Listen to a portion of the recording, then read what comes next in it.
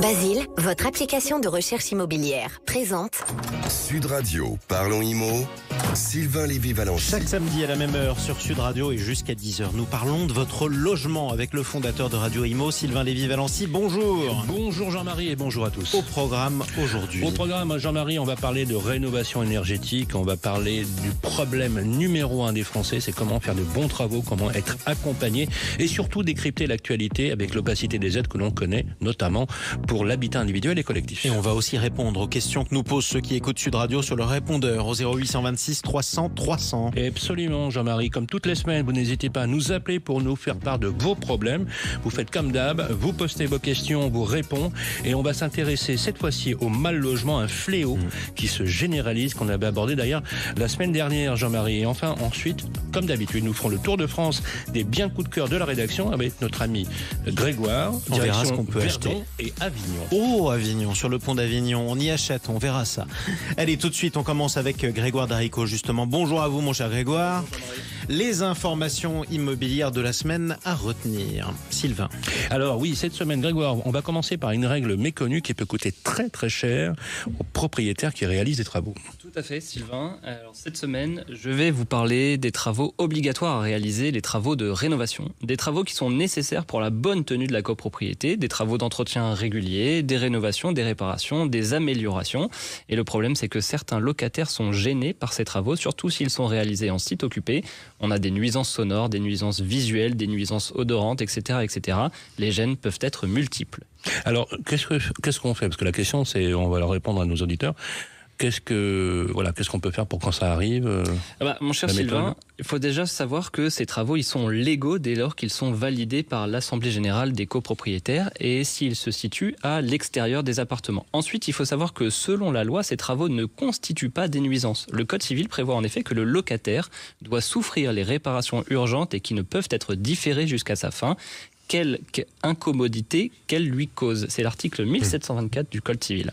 Et des travaux qui ne peuvent être contestés non plus tant qu'ils ont été adoptés en AG ou parce qu'ils sont rendus obligatoires par la loi, donc les travaux de rénovation énergétique par exemple. Est-ce qu'on peut demander une baisse de son loyer? Il faut avouer que ça, on y a tous pensé. Moi le premier, surtout cet été quand il y a eu des travaux absolument à tous les étages de mon immeuble, c'était insupportable. Et en fait, l'article 1724 du Code civil, il autorise le locataire à réclamer une baisse de loyer si les travaux de réparation durent plus de 21 jours.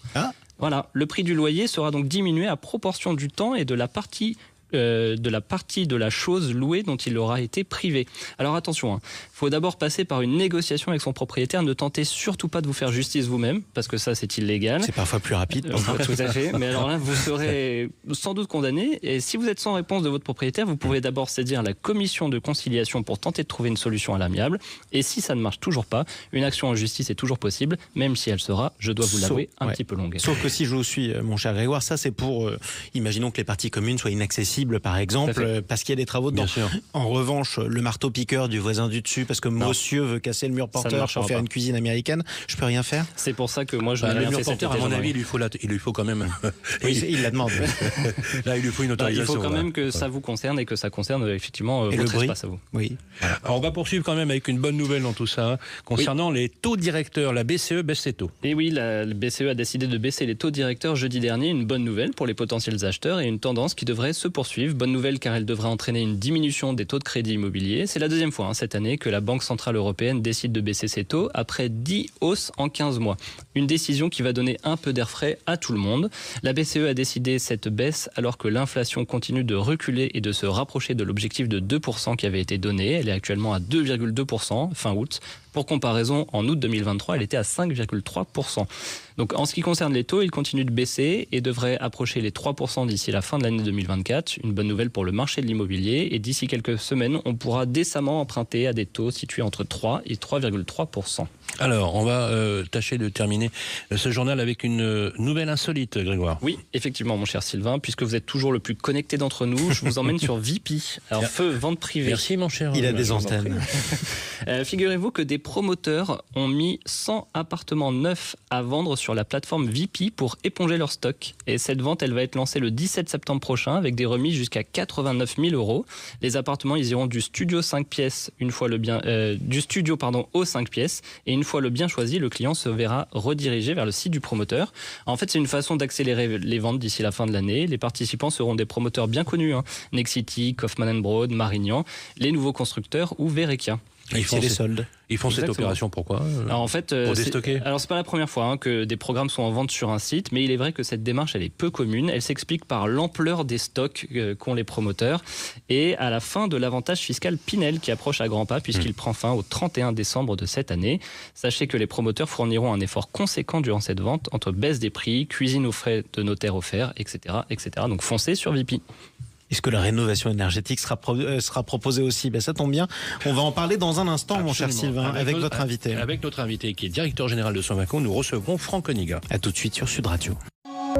Basile, votre application de recherche immobilière, présente Sud Radio, parlons IMO, Sylvain Lévy-Valency. Avec Sylvain Lévy-Valency, on parle de votre logement. Tiens, vous l'avez senti cette semaine, il commence à faire froid. Est-ce que le vent passe à travers vos fenêtres ? Ça fait partie des questions que nous pourrions poser à notre invité, Sylvain. Ça, c'est une transition en béton armé. Merci Jean-Marie et bonjour Franck Coniga.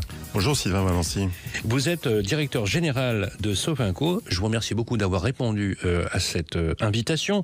Alors Sofinco, c'est connu, vous êtes l'un des leaders du marché du crédit en France. Comment se porte le marché du crédit ?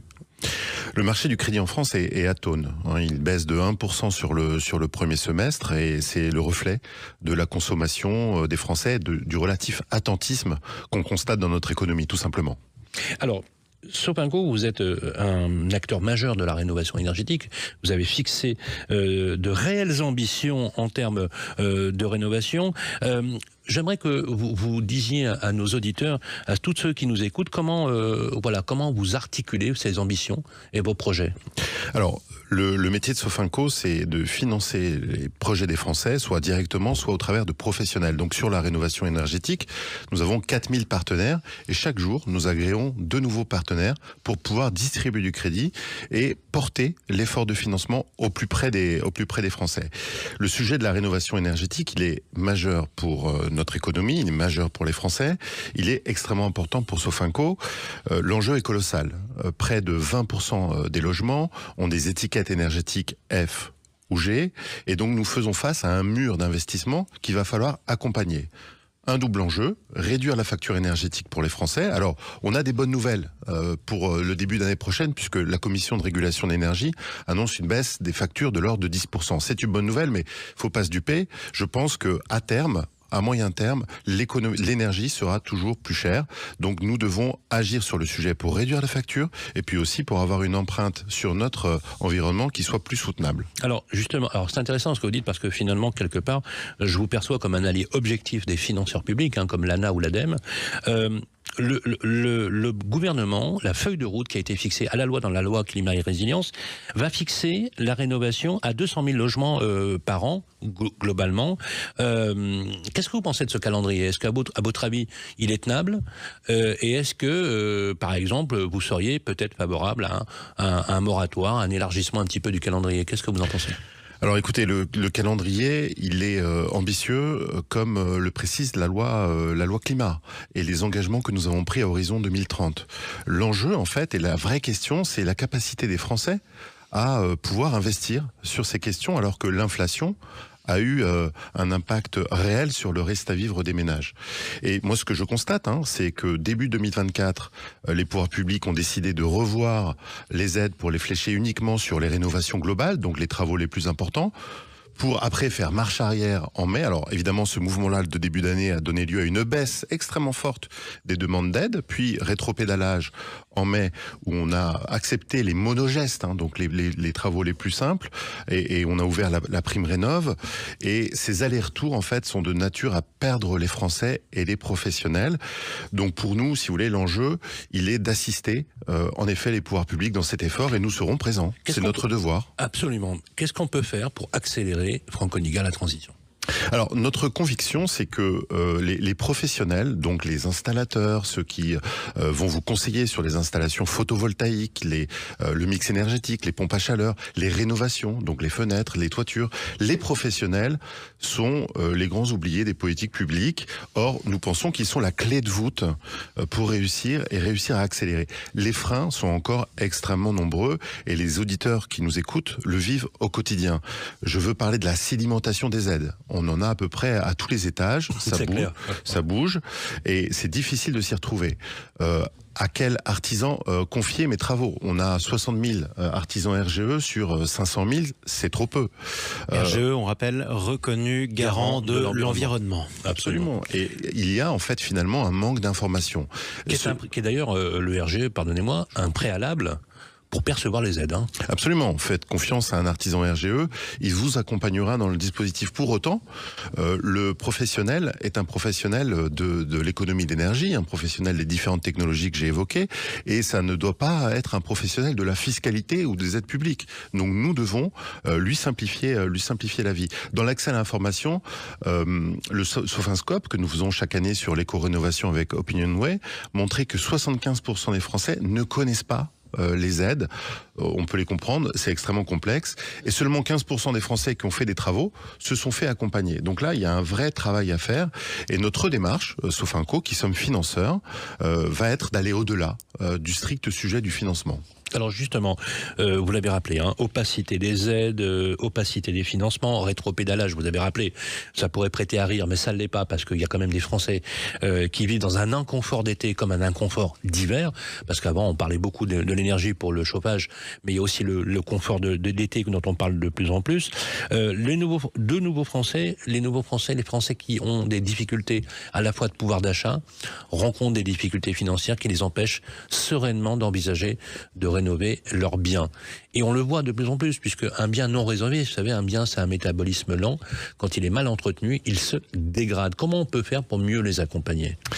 Écoutez, nous devons accentuer l'effort en proximité. Nous, on pense que la bataille se joue sur le terrain. C'est l'ancrage territorial qui est important pour nous. Nous en faisons un devoir. Vous savez que nous sommes dans le groupe Crédit Agricole, un groupe ancré sur les territoires. Et donc, très concrètement, ce que nous allons faire, c'est que nous allons accentuer nos propres investissements. Nous allons en quelque sorte rénover notre approche, si vous permettez ce terme. Donc ce sont des équipes sur le terrain, plus de 200 spécialistes sur le terrain pour être en proximité des professionnels et des clients, des outils digitaux pour simplifier l'octroi de crédit, pour simplifier le calcul des aides, et des financements de plus en plus adaptés. Et donc nous y reviendrons d'ici la fin de l'année, mais on va aller beaucoup plus loin. L'enjeu, c'est de passer de 500 millions d'euros de crédit, 20% du marché spécialisé, à 1 milliard à horizon 2027. Donc vous voyez, nous devons doubler l'effort. C'est une vraie ambition, puis c'est plutôt une bonne nouvelle pour les Français finalement, quand on y réfléchit bien. Vous travaillez avec tous les professionnels de la chaîne de valeur, agents immobiliers, notaires, prescripteurs, installateurs? Alors pas encore. Notre modèle est centré sur les installateurs et les spécialistes de proximité, mais vous avez cité un certain nombre d'acteurs que nous allons largement rencontrer dans les mois qui viennent pour pouvoir leur donner les moyens d'apporter ces solutions de façon beaucoup plus large. En réalité, nous devons élargir notre distribution de crédit pour que, à chaque fois qu'il y a des besoins, le particulier, vos auditeurs, n'aient pas de difficulté pour trouver la solution. Alors, on l'a vu, on voit bien que c'est un sujet éminemment politique. On l'a abordé d'ailleurs la semaine dernière. Grave crise du logement, d'accès au logement, pénurie de logements à la location, notamment pour les étudiants. C'est une peine immense pour les étudiants, puisque 12% d'entre eux ont carrément renoncé à leurs études à cause du logement.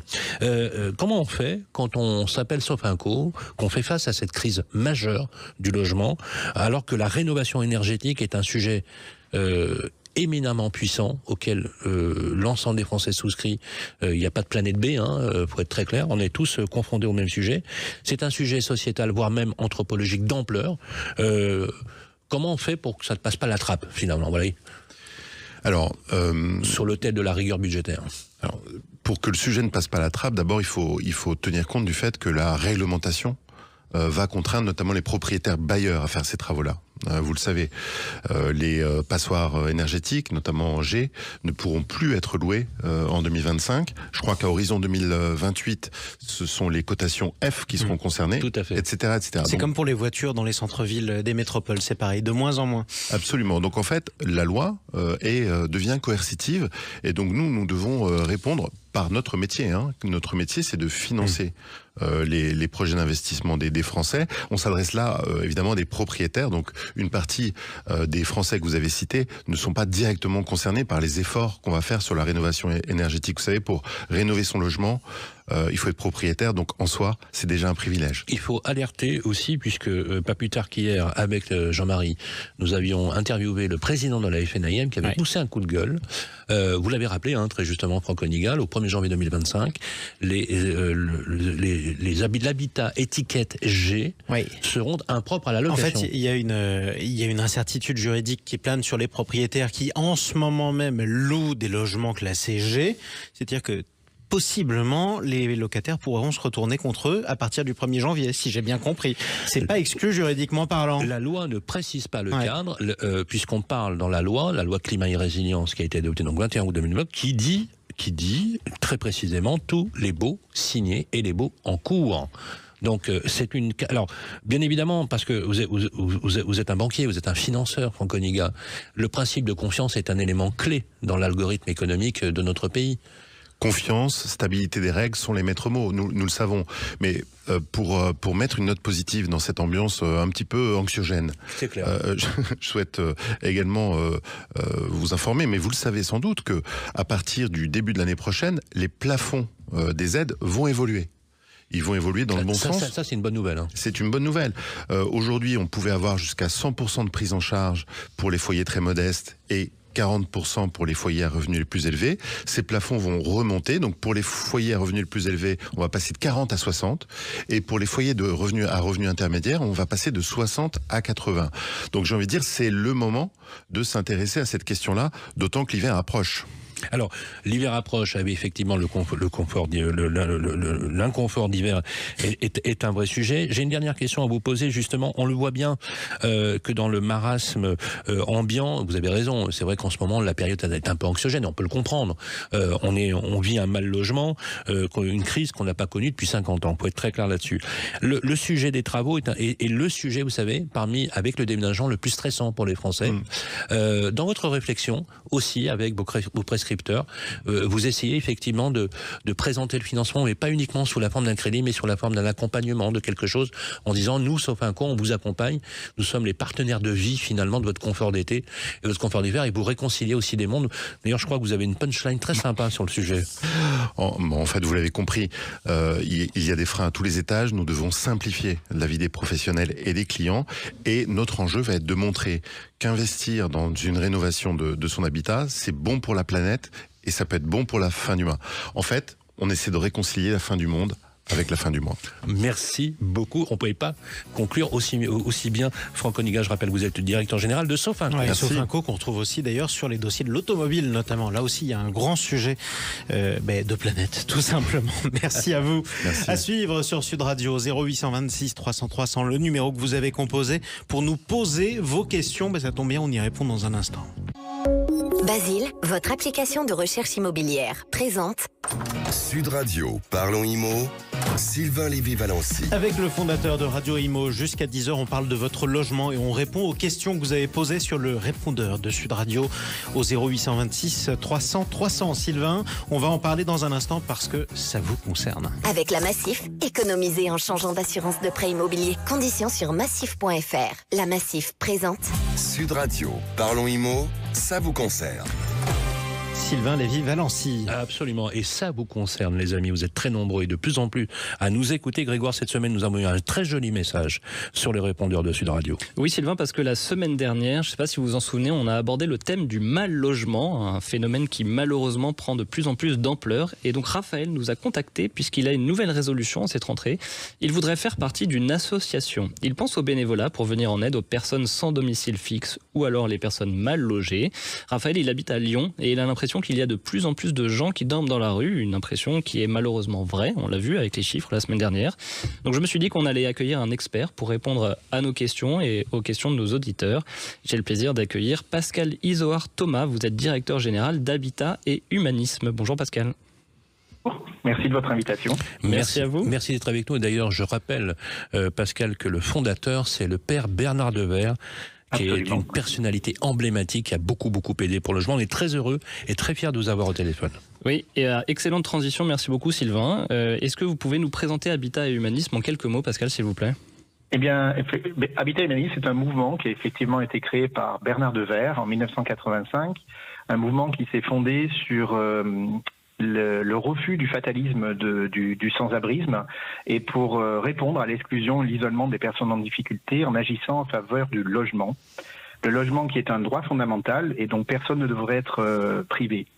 Alors ce mouvement, il s'est créé autour de cette question du logement qui est pensé non seulement en termes de murs et de toits, qui sont évidemment nécessaires, mais surtout autour de la question du lien qui va avec la vie dans un logement, le lien avec ses voisins, son quartier, son emploi, bref, avec la vie, quoi.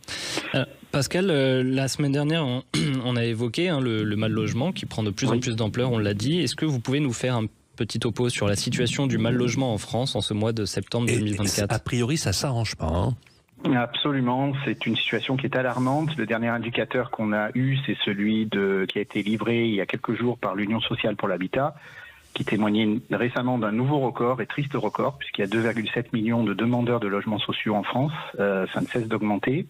On a aussi observé des difficultés aujourd'hui liées au maintien dans le logement. En 2023, il y a eu presque 47 000 personnes qui ont été expulsées, donc c'est des situations dramatiques. Et plus globalement, on sait que le mal logement en France se développe avec des rapports réguliers qui en témoignent.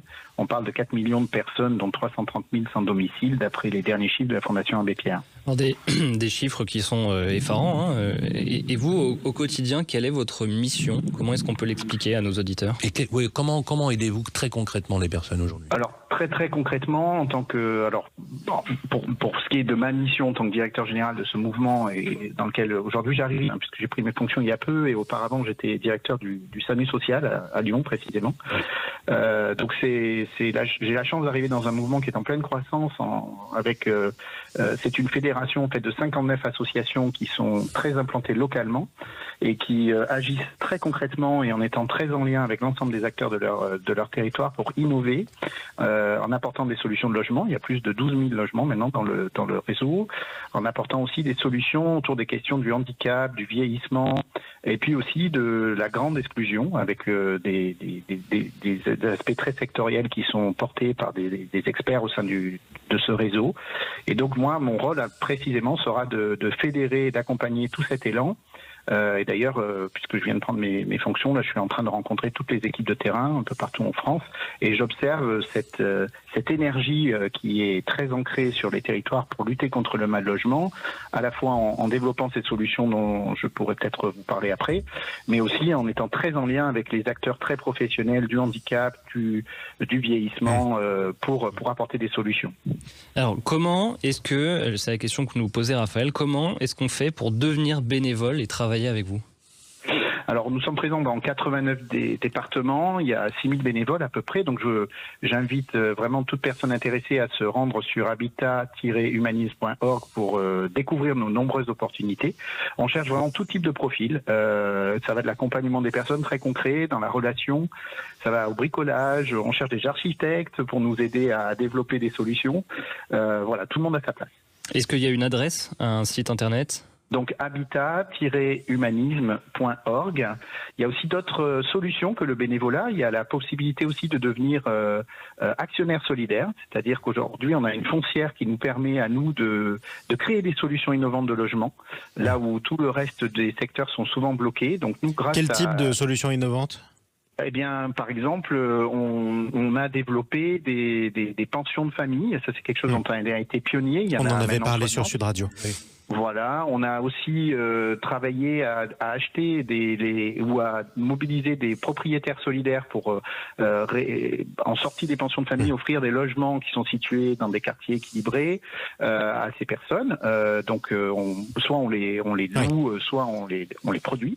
Et enfin, grâce aux bénévoles, tout ça est possible, parce que au-delà de l'accompagnement professionnel qu'on peut réaliser, les bénévoles font que le pari de s'installer dans un quartier est réussi. Est-ce qu'on peut faire alors c'est pour ceux qui n'ont pas beaucoup de temps mais qui veulent participer, est-ce qu'on peut faire des dons?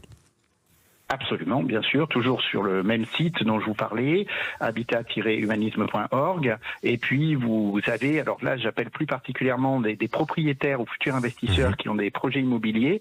Vraiment, on les invite à nous contacter s'ils ont envie de donner une tonalité sociale et solidaire, puisqu'on peut avec eux produire des solutions de logement qui vont bénéficier aux plus fragiles en contrepartie avec un avantage fiscal très important et en contrepartie d'un loyer un peu modéré, mais avec une garantie d'accompagnement de la part de notre association. Et rendre service à la société en quelque sorte. Merci beaucoup d'être intervenu sur Sud Radio pour Habitat et Humanisme. Tout de suite, on vous propose de faire le tour de France. Sud Radio, parlons IMO, ça vous concerne. Avec la Massif, changez votre assurance de prêt immobilier et économisez. Conditions sur massif.fr. Le Tour de France, des biens coup de cœur à acheter un peu partout en France. Vous nous emmenez où aujourd'hui, Sylvain ? Alors je vous propose qu'on aille vers la Dordogne. Voilà, un lieu magnifique, une commune de 37 habitants à côté de Bergerac. 37 ? C'est une classe de quatrième, ça. Tout à fait. Oui. Mais une commune très sympa dont le maire se prénomme Jean-Marie. Bienvenue à Verdon. C'est une excellente commune, elle vote bien. Excellente commune. Bienvenue à Verdon, les amis.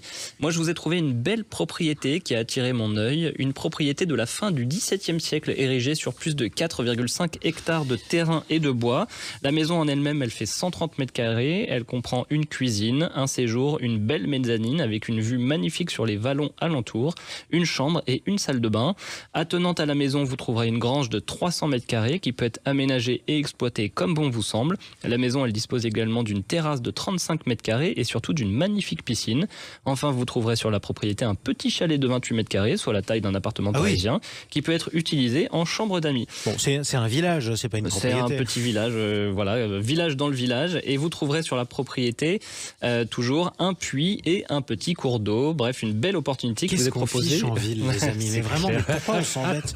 Qu'est-ce qu'on fiche? Mais vous avez raison 1000 fois, Jean-Marie. Écoutez, Jean-Marie, si vous voulez acheter cette propriété, vous foncez sur le site de EXP France et qui vous la propose au tarif de 475 000 €. Et on la finance avec un apport de 20% avec des taux qui se sont améliorés. Exactement, donc apport de 20%, 95 000 €, un emprunt sur 25 ans à 3,5%, vous pouvez estimer des mensualités de remboursement à 1902,37 €. C'est pas mal tout ça quand même. C'est beau le Périgord en plus, on a tous des souvenirs dans le Périgord. Magnifique. Mais c'est magnifique, au bord de la Dordogne, il n'y a pas mieux. J'y étais d'ailleurs cet été. Voilà, il y a beaucoup d'anglais aussi, mais ils sont sympas. Remarquez, la Cité des Papes, c'est pas mal non plus, que vous connaissez bien Avignon, Jean-Marie. Direction Avignon, exactement. Grégoire. Nous sommes donc à Avignon, là où vous pouvez, vous l'avez dit Jean-Marie, danser sur le pont. Un pont qui existe bel et bien puisqu'il s'agit du pont Saint-Bénézet. La chanson que l'on connaît tous, elle devient populaire au 19e siècle, même si elle date du 15e siècle. Non, moi j'ai une voix de casserole et là il fait beau, donc je ne chanterai pas. Mais à Avignon, c'est une maison également que je vous ai trouvée, une maison de ville d'environ 90 mètres carrés avec studio indépendant d'environ 25 mètres carrés et une petite cour. La maison, elle a été rénovée récemment, elle dispose d'une cuisine américaine aménagée et équipée qui donne sur une belle salle à manger. Le séjour attenant est suffisamment grand pour accueillir de belles soirées en famille ou avec des amis. Il est ouvert sur une pièce pouvant faire office de bureau, de dressing ou de petite chambre selon vos projets.